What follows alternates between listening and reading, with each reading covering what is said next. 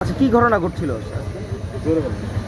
এই 11টা সাড়ে 11টার দিকে আমাদের এখানে যিনি নির্বাচনী কার্যালয়ের যিনি দায়িত্বে হায়দার কাকা এবং আমাদের আরও যে স্থানীয় স্বেচ্ছাসেবকরা ওনারা আপনার ওই যে ভোটার স্লিপ দেয়, আপনারা জানেন যে ভোটারদেরকে তার ভোটার নম্বরটা আইডেন্টিফাই করলে ভোটের দিন ভোট দিতে সহজ হয় এবং সময় কম লাগে। ওই কাজ করছিল এখানে ভলান্টিয়াররা। তখন আপনার প্রায় 9-10টা মোটরসাইকেলে 15 জনের মতো ছেলেপেলে এখানে ঢুকে যারা কাজ করতেছিল তাদেরকে হুমকি ধমকি দেয় এবং আমাদের অফিসের ভিতরে যে চারপাশে পোস্টার লাগানো ছিল, ব্যানার ফেস্টুন ছিল, এগুলো ছিঁড়ে ফেলে। তারপরে হচ্ছে যে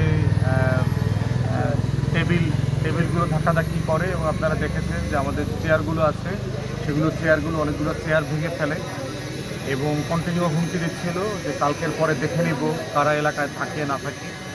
এবং আমরা পরবর্তীতে ছবি এবং ভিডিও দেখে আইডেন্টিফাই করেছি যে এরা সবাই বিএনপির যে প্রার্থী আছে এখানে জয়নাল আবেদিনের যে ডান হাত বলে যাকে আর কি, সুলতান চেয়ারম্যান, এই সুলতান চেয়ারম্যানের কোরামের লোক।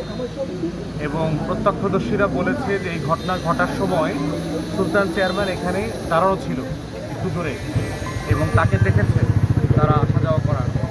তো আজকে আপনারা জানেন যে এমনিতেই মোটরসাইকেল চালানো নিষেধ, অনুমতি ছাড়া অথবা সাংবাদিকতার পাস ছাড়া কেউ মোটরসাইকেল চালাইতে অ্যালাউড না।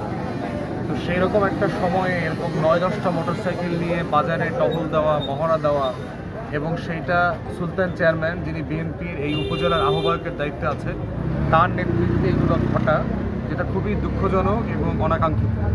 প্রশাসনকে আমরা গত কয়েকদিন এবং সপ্তাহ থেকে বলছি এই ঘটনাগুলো ঘটার আশঙ্কা আমরা করছি। তৃণমূলে এগুলো শুধু মাধব পাশায় না, আজকে আমার এই অফিসে না, অন্য সব জায়গাতেই ঘটনাগুলো ঘটছে। আপনাদের সাথে গণমাধ্যমে আমি গতকালকেই মাত্র অশ্বিনী কুমার টাউন হল বরিশালে প্রেস ব্রিফিংয়ে কিন্তু এই আশঙ্কাগুলোর কথা বলেছি। এবং আজকে সকালে নাজিরপুরে একই ঘটনা ঘটেছে, বাটামারাতে ঘটেছে, গতকালকে সন্ধ্যার সময় চরকালেখান গাছুয়াতে আমাদের নেতাকর্মীদের বাড়িতে গিয়ে একজনের ওয়াইফ স্ত্রীর গলায় রামদা ধরেছে বিএনপির লোকজন। এবং ওখানে মুরাদির যে বিএনপির সেক্রেটারি আছে কাজী কামাল নামে এক পরিচিত গুন্ডা সন্ত্রাসী, তার নেতৃত্বে ছেলেপেলেগুলো এগুলো করেছে আর কি।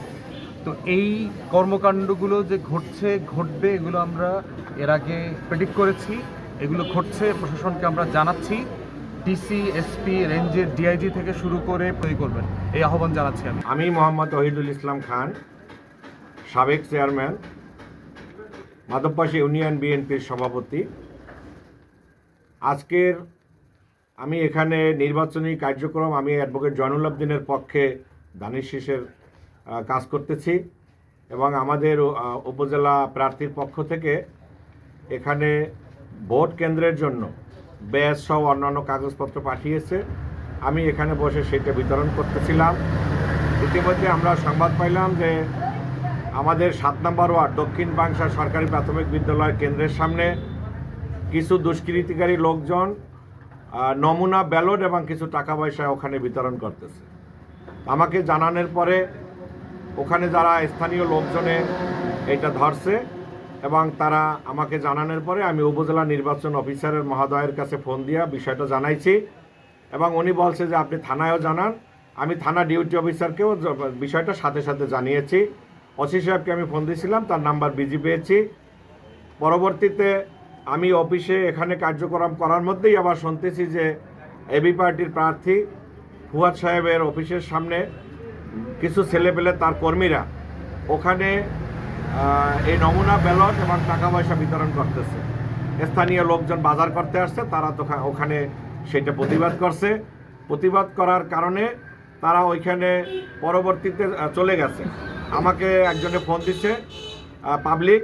আমি বললাম যে ভাই এটা আইনগতভাবে আমরা জানিয়েছি, তারা যে ব্যবস্থা নেবে আপনারা কাজে যান। তো ইতিমধ্যেই আমরা কিছু সময় পরে শুনতে পাইলাম যে ফুয়াদ সাহেব উনি অফিসে এসেছেন এবং তার কিছু ছেলেপেলে নিয়ে তার অফিসের আসবাবপত্র চেয়ার ভেঙে সে নিজেই একটা লাইভ করেছে যে আমাদের কিছু লোকজনের ওখানে উপস্থিতিতে তারা ভাঙচুর করছে। বিষয়টা আদৌ সত্য নয় এবং এরকম কোনো ঘটনা ঘটে নাই। ধানের শীষের কোনো কর্মী বা আমাদের কোনো ছেলেপেলে ওখানে আমার জানা মতে যায়নি এবং এরকম কোনো ঘটনার সাথে আমরা শুনিও নাই, দেখিও নাই। আপনাদের মাধ্যমেই শুনলাম যে এরকমের একটা ঘটনা ঘটিয়েছে। আদৌ এই বিষয়ের সাথে আমাদের অ্যাডভোকেট জয়নুল আবদিন ধানের শীষের প্রার্থীর কোনো নেতাকর্মী এর সাথে জড়িত নেই।